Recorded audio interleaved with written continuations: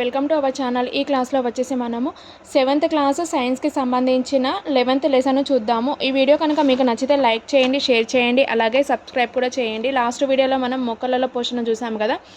ఈ క్లాస్లో వచ్చేసి మనము జీవులలో శ్వాసక్రియ గురించి టాపిక్ గురించి చూద్దాము.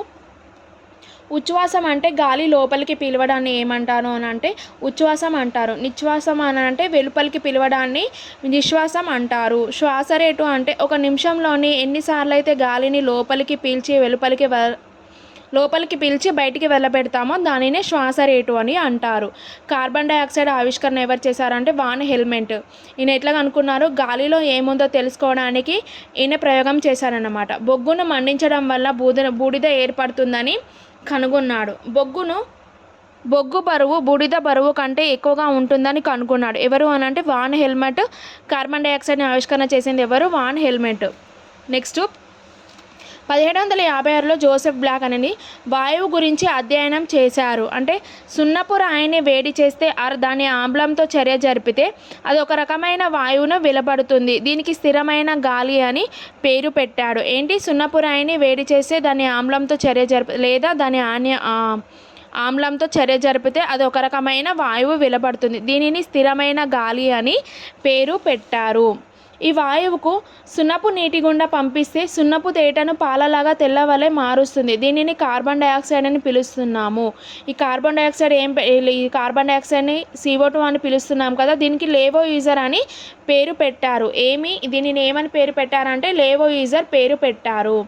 ఆక్సిజన్ను కనుగొన్న వారు ఎవరనంటే జోసెఫ్ ప్రిస్లీ అనేది ఆక్సిజన్ వాయువుని కనుగొన్నాడు. గ్రీకు భాషలో ఆక్సిజన్ అంటే ఆమ్లాలను తయారు చేసేదని అర్థము. అయితే ఇతర జీవులలో శ్వాసించే విధానం ఏ విధంగా ఉంది అనేది చూద్దాము. ఫస్ట్ వచ్చేసి మనకు చేప అనేది ఏ విధంగా ఉంటుంది? మొప్పల ద్వారా శ్వాసిస్తాయి. ఇవే వీటి శ్వాస అవయవాలు. నీరు నోటి నుంచి మొప్పల గుండా ప్రవహించి డొప్పల ద్వారా వెలుపలికి వస్తుంది. ఈ విధంగా మొప్పలు నీటిలో కరిగిన ఆక్సిజన్ను శోషిస్తాయి. చేపలు దేని ద్వారా శ్వాసిస్తాయి అంటే మొప్పల ద్వారా శ్వాసిస్తాయి. నెక్స్ట్ కప్ప భూమిపైన ఊపిరితిత్తులలో ఒక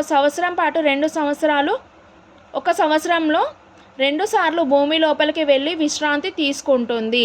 దీనిలో చిరుకప్ప మరియు టాడ్పోల్ డింబకం మొప్పల ద్వారా శ్వాసిస్తుంది. ఏంటి? కప్ప భూమిపైన ఉన్నప్పుడు ఊపిరితిత్తులతో శ్వాసిస్తుంది. అలాగే చిరుకప్ప టాడ్పోల్ డింబకం మొప్పల ద్వారా శ్వాసిస్తుంది. ఇది సంవత్సరంలోని 2 సార్లు భూమి లోపలికి వెళ్ళి విశ్రాంతి తీసుకుంటుంది. ఏంటి? కప్ప. నెక్స్ట్ బొద్దింక గురించి చూద్దాము. దీని పార్శ్వ భాగాలలో చిన్న చిన్న రంధ్రాలు ఉన్నాయి కదా. దీనిని ఏమంటారు అంటే స్పైరాకిల్స్ అంటారు. ఇవి వీటి శ్వాస రంధ్రాలు అన్నమాట. బొద్దిక లాంటి ఇతర కీటకాలలో కూడా రంధ్రాలు ఉంటాయి. బొద్దిక దేహం ప్రతి ఖండితంలో ఉండే చిన్న రంధ్రాలు శ్వాసనాళతో సంధానమై ఉంటాయి. దీనిని ఏమంటారు అని అంటే ట్రాకియా అంటే వాయునాళాలతో కలిగి ఉంటుంది. ఈ విధంగా ఈ చిన్న ఉన్నాయి కదా, ప్రతి ఖండితంలో చిన్న చిన్న రంధ్రాలు ఉంటాయి కదా, దీనిని ట్రాకియా అని వాయునాళాలు అంటారు. ఈ నాళాలు శ్వాసక్రియలలో ఉపయోగపడుతుంది. ఏంటి? శ్వాసక్రియలో ఉపయోగపడుతుంది. స్పైరాకిల్స్ గ్రహించిన గాలిని శ్వాసనాళాలు అంటే ట్రాకియా బొద్దింక శరీరానికి సరఫరా చేస్తాయి. అంటే స్పైరాకిల్స్ అంటే శ్వాసరంధ్రాల ద్వారా గ్రహించిన గాలి శ్వాసనాళాలలో బొద్దింక శరీరానికి సరఫరా చేస్తాయి. అలాగే శరీరం నుంచి గ్రహించిన గాలిని స్పైరాకిల్స్ ద్వారా వెలుపలికి పంపిస్తాయి. ఇప్పుడు స్పైరాకిల్స్ కార్బన్ డైఆక్సైడ్ని గ్రహించి ట్రాకియా ద్వారా, నెక్స్ట్ ట్రాకియా కార్బన్ డైఆక్సైడ్ ద్వారా గ్రహించి స్పైరాకిల్స్ ద్వారా బయటికి పంపిస్తుంది. ఈ విధంగా. నెక్స్ట్ వానపాము వచ్చేసి చర్మం ద్వారా శ్వాసిస్తుంది. చర్మం పలుచగా మరియు తేమగా ఉంటుంది.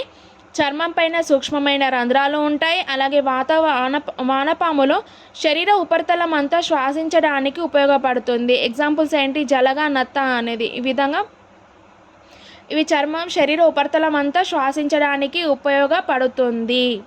వానపాము అనేది చర్మం ద్వారా శ్వాసిస్తుంది. నెక్స్ట్ మొక్కలలో శ్వాసక్రియ వచ్చేసి ఇది పత్ర ఉపరితలంలో ఉండే పత్ర రంధ్రాలు, కాండం పైన ఉండే లెంటిసెల్స్ ద్వారా మొక్కలలోని వాయు వినిమయం జరుగుతుంది. మొక్కలు కూడా జంతువులలాగే శ్వాసక్రియలలో ఆక్సిజన్ను ఉపయోగిస్తారు.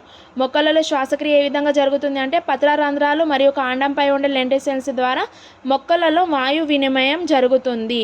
ఈ విధంగా మొక్కలు కూడా జంతువులలాగే శ్వాసక్రియలలో ఆక్సిజన్ను ఉపయోగిస్తారు. నెక్స్ట్ క్లాస్లో మనం మొక్కలలో ప్రత్యుత్పత్తి గురించి చూద్దాము.